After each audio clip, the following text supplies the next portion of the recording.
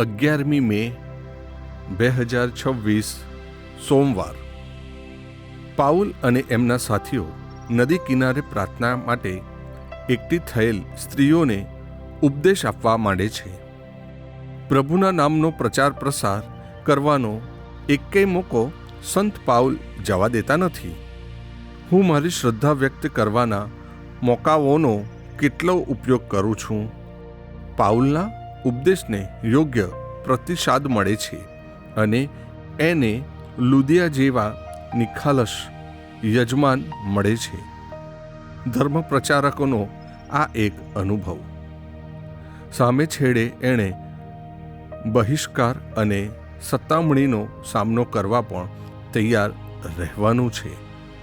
પ્રસ્તુત કરતા Amrutara Don Bosco animation centre Kapadvanj.